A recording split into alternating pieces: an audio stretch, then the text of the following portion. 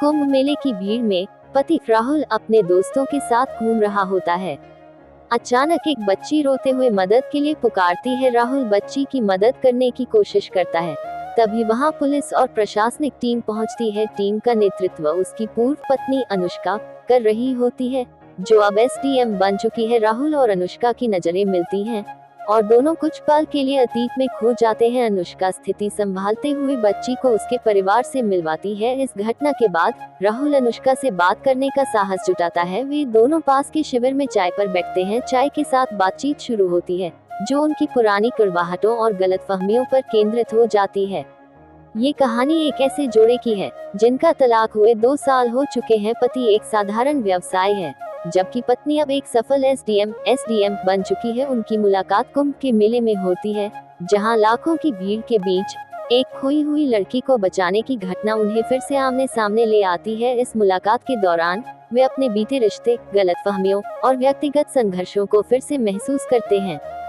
अनुष्का बताती है कि तलाक के बाद उसने खुद को अपने करियर में झोंक दिया और एसडीएम बनने तक का सफर तय किया। वहीं राहुल अपने संघर्षों और अकेलेपन की कहानी साझा करता है। भीड़भाड़ और आध्यात्मिक माहौल के बीच दोनों एक दूसरे के बदलते व्यक्तित्व और दृष्टिकोण को महसूस करते हैं। कुंभ मेले का माहौल और नदी के किनारे आरती की गूंज उनकी भावनाओं को और गहरा बना देती है। क्या वे एक दूसरे को दूसरा मौका देना चाहते हैं? शाम के समय गंगा आरती हो रही होती है। मेले का माहौल बेहद आध्यात्मिक और सुकून भरा होता है। अनुष्का और राहुल आरती के दौरान भीड़ से थोड़ा दूर खड़े होकर घाट की सीढ़ियों पर बैठते हैं। उनकी बातचीत में अब पुरानी शिकायतें कम और यादें ज्यादा होती हैं। आरती खत्म होने के बाद अनुष्का को एक कॉल आता है। उसे किसी प्रशासनिक काम के लिए जाना होता है। वह राहुल से विदा लेते हुए कहती है, शायद ये मुलाकात सिर्फ एक इत्तेफाक नहीं है। राहुल मुस्कुराते हुए जवाब देता है, शायद कुछ अधूरी कहानियां भी अपनी मंजिल ढूंढ लेती हैं। राहुल और अनुष्का मेले में अलग अलग जगहों पर एक दूसरे से टकराते रहते हैं। ऐसा लगता है जैसे किस्मत उन्हें बार बार करीब लाने की कोशिश कर रही हो। राहुल अनुष्का को उसके काम के दौरान देखता है, जहां वह पूरे आत्मविश्वास और संवेदनशीलता के साथ अपने कर्तव्यों को निभा रही होती है। ये देखकर राहुल के मन में अनुष्का के लिए नया सम्मान पैदा होता है। मेले में एक अप्रत्याशित घटना होती है। भीड़ में भगदड़ मच जाती है। अनुष्का पूरी टीम को संभालने में जुट जाती है। इस दौरान राहुल उसे मदद करने की पेशकश करता है। दोनों मिलकर लोगों को सुरक्षित करने का काम करते हैं। इस अनुभव के बाद दोनों महसूस करते हैं कि वे न केवल एक दूसरे के साथ बेहतर इंसान बन सकते हैं, बल्कि एक टीम के रूप में भी बहुत मजबूत है। राहुल ने अनुष्का से कहा, राहुल, मैं जानता हूँ कि जो हुआ उसे बदल नहीं सकते, लेकिन क्या हम अपने रिश्ते को एक नई दिशा देने की कोशिश कर सकते हैं? अनुष्का, मैं भी यही सोच रही थी, लेकिन इस बार हमें वक्त देना होगा। कुछ महीनों में राहुल और अनुष्का का रिश्ता पहले से बेहतर हो गया। वे एक दूसरे के साथ समय बिताने लगे और धीरे धीरे अपने पुराने प्यार को फिर से जीवित करने लगे।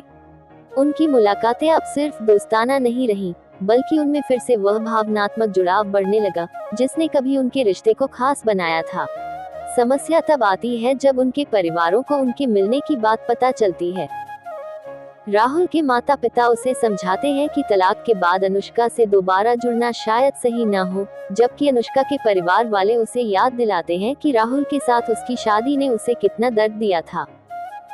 दोनों पर पारिवारिक दबाव बढ़ने लगता है। अनुष्का, राहुल, क्या तुम्हें लगता है कि हम फिर से अपने परिवारों को राजी कर पाएंगे? पिछली बार भी यही हमारी सबसे बड़ी चुनौती थी। राहुल, अनुष्का, इस बार मैं चाहता हूँ कि हम अपने रिश्ते को खुद के लिए जिएं। अगर हमारा विश्वास मजबूत होगा, तो परिवार भी धीरे धीरे समझ जाएगा। संघर्ष और विश्वास। इस चुनौती के बीच राहुल और अनुष्का ने एक दूसरे का समर्थन करते हुए अपने परिवारों को समझाने की कोशिश की। उन्होंने अपने परिवारों से साफ शब्दों में कहा कि वे अब अलग लोग हैं। उनके अनुभवों ने उन्हें परिपक्व बना दिया है।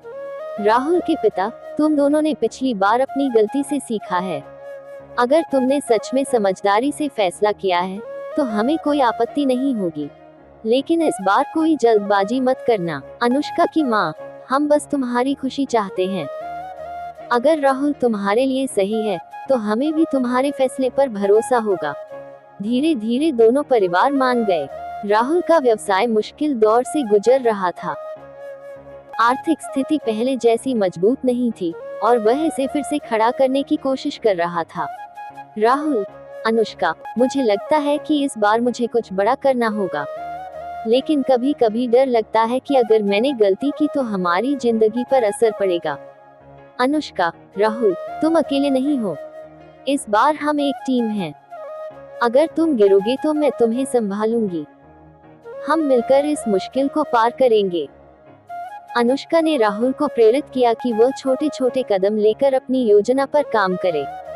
एक दिन जब वह देर रात घर लौटी, राहुल ने पूछा, राहुल, तुम ठीक हो? तुमने खाना भी नहीं खाया। मुझे लगता है कि तुम बहुत थक गई हो। अनुष्का हंसते हुए, हाँ, आज का दिन थोड़ा मुश्किल था, लेकिन पता नहीं क्यों घर आकर तुम्हें देखकर सारी थकान खत्म हो जाती है। राहुल की माँ, तुम दोनों शादी के बाद भी वैसे ही काम में डूबे रहते हो। कुछ समय परिवार को भी दो। अब तो परिवार बढ़ाने के बारे में सोचो। अनुष्का, माँ, हमें खुद को और हमारे रिश्ते को और मजबूत करने का वक्त चाहिए। जब सही समय आएगा तब सब होगा। राहुल ने अनुष्का का समर्थन करते हुए कहा।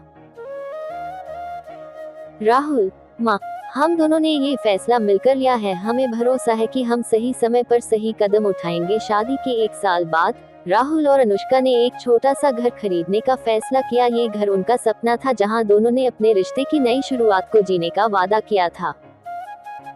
घर की दीवारों पर उनकी पुरानी यादों और कुंभ मेले की तस्वीरें लगी। राहुल ने अनुष्का को कहा, राहुल, ये घर सिर्फ ईंट और पत्थरों का नहीं है, ये हमारी दूसरी जिंदगी की कहानी का हिस्सा है।